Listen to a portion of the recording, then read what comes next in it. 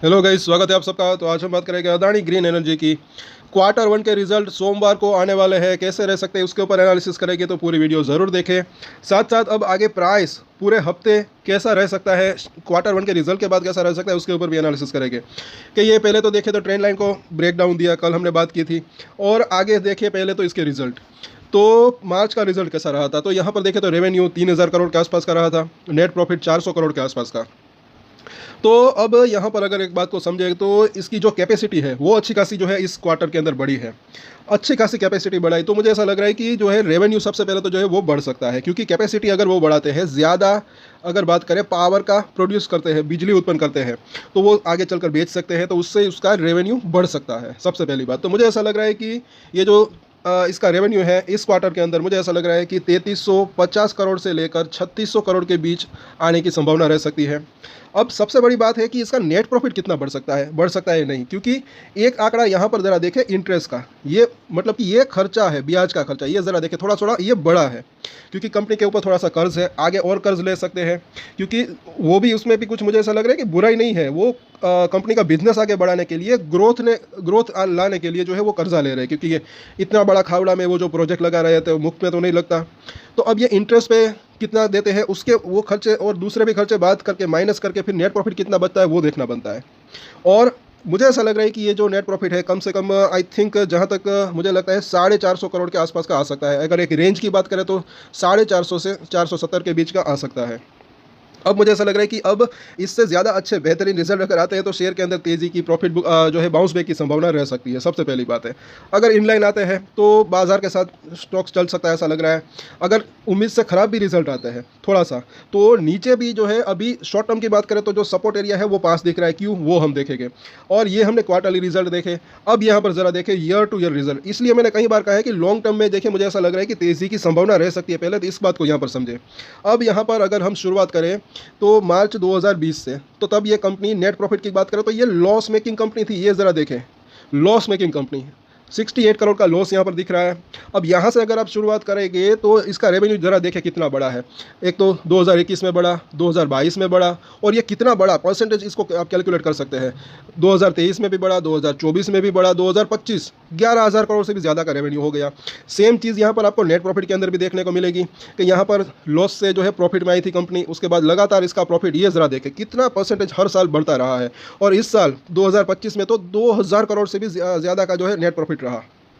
तो आगे भी मुझे ऐसा लग रहा है कि क्योंकि अभी ये इसकी कैपेसिटी आगे भी ये बड़ा जो है इसका प्लान है बढ़ाने का, और 2030 तक जो है अपनी कैपेसिटी अभी भी और ये बढ़ाएंगे, तो ये जो है इसका नेट प्रॉफिट भी बढ़ सकता है। इसलिए मुझे ऐसा लग रहा है कि लॉन्ग टर्म में तेज़ी की संभावना रह सकती है। और अब इसके ईपीएस की बात करें तो ये 9 रुपये के आसपास का आया है। लेकिन अगर यहाँ पर देखें, क्योंकि कुछ हो सकता है कि शेयर कैपिटल भी इसका बड़ा हो, क्योंकि अभी वो हमने देखा कि वो कुछ खबर आई थी कि इसके जो प्रोमोटर्स है उसने कुछ शेयर जो है वो कन्वर्ट किए, शेयर के अंदर कन्वर्ट हुए शेयर, तो उसकी संख्या शेयर की जो है बड़ी होगी, तो ईपीएस थोड़ा सा प्रॉफिट बढ़ा और ईपीएस घटा होगा। यहाँ पर आप देख सकते हैं ये फिर भी अगर 1.5 रुपये का भी करें तो 6 रुपये का ईपीएस। तो इस आने वाले समय में अगर बात करें तो जो है ये 9 रुपये, और उसके बाद जो है 12 से 13 रुपये के आसपास का 2 साल के अंदर अंदर ईपीएस इसका आ सकता है, ऐसा मुझे लग रहा है।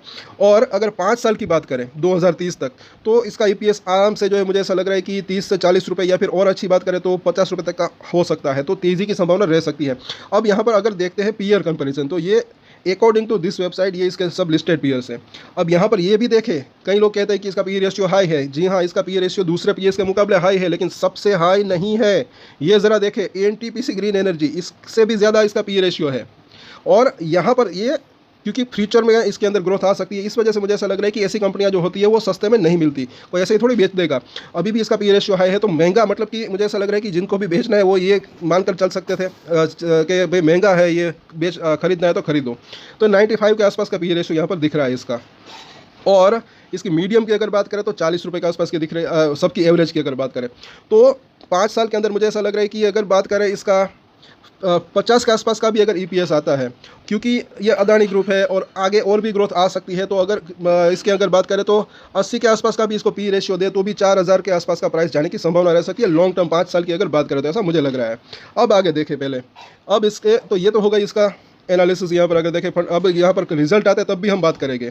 जो प्रॉफिट और रेवेन्यू की हमने बात की उसको आप जो है इसके ऊपर नज़र रख सकते हैं। और यहाँ पर एक चीज़ और है, इसको समझे कि ये जो इंटरेस्ट है, ब्याज मतलब कि जो कर्जा लिया है वो आगे चलकर रिड्यूस हो सकता है। जैसे जैसे मुझे ऐसा लग रहा है कि ये इसका जो प्रॉफिट जो है वो होता है तो उससे ये अपना कर्जा कम कर सकते हैं, फिर ये नेट प्रॉफिट और भी बढ़ने की संभावना रह सकती है। लेकिन ये भी ना भूले उसमें वक्त लग सकता है, क्योंकि 2030 तक तो मुझे ऐसा लग रहा है कि जो है वो उनको कर्जे की ज़रूरत पड़ सकती है, क्योंकि बड़ा प्रोजेक्ट वो लगा रहे हैं, वो भी दुनिया का सबसे बड़ा सोलर पार्क अगर बात करें तो। चलिए आगे देखते हैं अब इसके F&O के अंदर क्या हुआ। सबसे पहले ये ज़रा देखें, बार बार मैंने कहा था ये क्या हुआ, 1000 की स्ट्राइक के ऊपर अच्छा खासा ओपन इंटरेस्ट बिल्डअप था, तो बड़े प्लेयर्स को जो है अंदाज़ा हो सकता है प्राइस या तो 1000 के पास या तो उसके नीचे जा सकता है, और ये गया भी। ये ज़रा देखें, इतने ऐसे ही मतलब कि ये रिस्क नहीं लेते। हालांकि उसने F&O की अगर बात करें तो हेजिंग भी जो है की हुई हो सकती है बड़े प्लेयर्स जो होते हैं, लेकिन फिर भी 1000 के नीचे गया तो इनको अच्छा खासा प्रॉफिट हुआ होगा, क्योंकि जिन्होंने ऊपर में बेचा होगा, ये ज़रा देखें कॉल की रेट सिर्फ 15 रुपये के आसपास की हो गई है, 22 रुपये माइनस हो गए, तो अच्छा खासा मुनाफा हुआ होगा। तो अब नीचे तो आ गया। अब सपोर्ट की अगर बात करें तो यहाँ पर क्या हुआ तो वो भी देख लेते हैं। हालांकि अभी भी जो है 1000 के स्ट्राइक के ऊपर ये लोग भी जो है अभी भी पीछे हटने को तैयार नहीं है।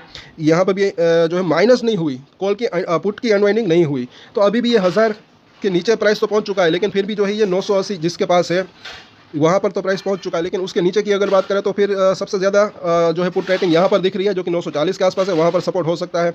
और ऊपर की स्ट्राइक की ऊपर बात करें तो यहाँ पर जो है एक तो ये 1000 और उसके बाद 1040 वो एक रजिस्टर्ड एरिया हो सकता है, क्योंकि अब यहाँ पर सबसे ज़्यादा ओपन इंटरेस्ट बिल्डअप है।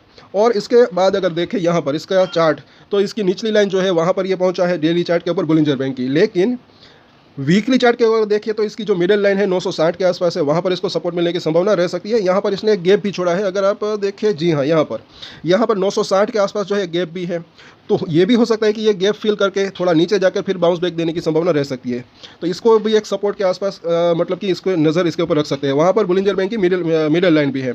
निचली लाइन जो है काफ़ी नीचे है, लेकिन ये धीरे धीरे कर ऊपर आ रही है, तो आने वाले समय में ये 900 के पास आ सकती है, ये भी ना भूलें। और यहाँ पर अगर देखें तो MACD का बेरिश क्रॉसओवर हुआ है, लेकिन इसका थोड़ा सा असर कम रह सकता है, क्योंकि अब Q1 के रिजल्ट कैसे आते हैं उसके ऊपर रिएक्शन हो सकता है, लेकिन उसमें भी सपोर्ट और रजिस्ट्रेशन काफ़ी यूजफुल रह सकते हैं। अब यहाँ पर RSI ज़रा देखें 41 के पास पहुँच चुका है, इसीलिए मैंने कहा कि ज़्यादा जो है गिरावट की संभावना कम हो सकती है, और सपोर्ट एरिया इसका पास ही हो सकता है। 975 के आसपास की तो क्लोजिंग रह गई। तो अब इसके सपोर्ट और रजिस्ट्रेशन हम देखें तो इसके लिए ये फिबोनाची हमने वापस से लगाया है, काफ़ी लंबे वीकली चार्ट है ये।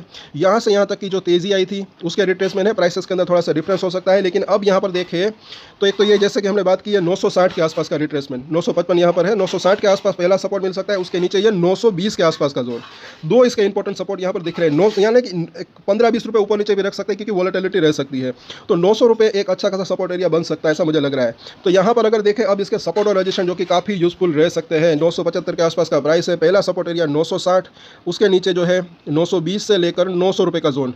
और शॉर्ट टर्म की अगर बात करें तो मुझे ऐसा लग रहा है कि 900 से नीचे जाने की संभावना कम रह सकती है अगर सब कुछ बढ़िया रहता है। तो रजिस्ट्रेशन की बात करें तो पहला रजिस्ट्रेशन 1000 का से लेकर 1020 का लेवल, बस ये लेवल पार कर दे, उसके बाद जो है 1065 और उसके बाद 1100 तक जाने की संभावना रह सकती है। थोड़ा बहुत इफेक्ट बाजार का भी इसके ऊपर पड़ सकता है, ये भी ना भूलें। पहले Q1 के रिजल्ट का इफेक्ट पड़ सकता है, उसके बाद बाजार का भी इफेक्ट पड़ सकता है, क्योंकि बाजार के अंदर भी थोड़ा सा प्रेशर देखने को मिल रहा है। तो यहाँ पर ये कहने का मतलब ये है कि ये ज़रा देखें, कई बार मैंने कहा है कि ये जो छोटे छोटे मूवमेंट ऊपर नीचे इस तरीके से रहते हैं, उसमें भी सपोर्ट और रजिस्टेंस के ऊपर नज़र बनाकर रख सकते हैं। अगर ये 900 के पास आता है, 900 920, तो इसके ऊपर नज़र बनाकर रख सकते हैं। बाकी ऊपर जाता है तो लोग खुश हो ही सकते हैं। सो ओवरऑल अगर ये सपोर्ट और रजिस्ट्रेशन काफ़ी यूजफुल रह सकते हैं। साथ साथ अगर नीचे भी आता है तो भी बाजार के ऊपर हमारी नज़र रहेगी, ये भी ना भूलें कि कैसा रह सकता है बाजार। सो सोमवार को डिटेल में और चर्चा करेंगे, और ये जो हमने बात की प्रॉफिट और रेवेन्यू की, उसको भी जो है उसके ऊपर नज़र बनाकर रख सकते हैं। उसके उम्मीद से बेहतर रिजल्ट आते हैं तो तेज़ी की संभावना रह सकती है। सो और RSI 41 के आसपास पहुंचा है, इसलिए हमने जैसे कि बात की सपोर्ट एरिया इसका पास ही हो सकता है। 975 के आसपास की जो है क्लोजिंग रही, और ये हम बात कर रहे हैं शॉर्ट टर्म की, तो 900 के आसपास 920 के आसपास अच्छा सपोर्ट मिलने की संभावना रह सकती है। बाकी लॉन्ग टर्म की अगर बात करें तो अच्छी तेज़ी की संभावना रह सकती है। जैसे कि हमने फंडामेंटली बात की कि इसकी कैपेसिटी जो है आगे अगर बढ़ती है तो इसका रेवेन्यू बढ़ सकता है, प्रॉफिट बढ़ सकता है, EPS बढ़ सकता है, उसके बाद शेयर के अंदर भी तेज़ी की संभावना रह सकती है। और हमने साल दर साल भी देखा कि कितना अच्छा तरीके से जो है प्रॉफिट के अंदर ग्रोथ देखने को मिल रही है, और मुझे ऐसा लग रहा है कि वो आगे भी देखने को मिल सकती है। सो आज के वीडियो में इतना ही, और एक स्टैंडर्ड डिस्क्लेमर जो कि मैं हमेशा देता हूँ, आप कोई भी ट्रेड ले उससे पहले अपनी रिसर्च करें, अपना फाइनेंशियल एडवाइजर की सलाह ले, उसके बाद ही कोई डिसीजन ले, और डिसीजन ले तो उसकी जिम्मेदारी मेच्योरिटी के साथ खुद ही ले। ये वीडियो मैंने एजुकेशन पर्पस के लिए बनाई, मेरी तरफ से कोई भी बाय या सेल की रिकमेंडेशन नहीं है। Thank you.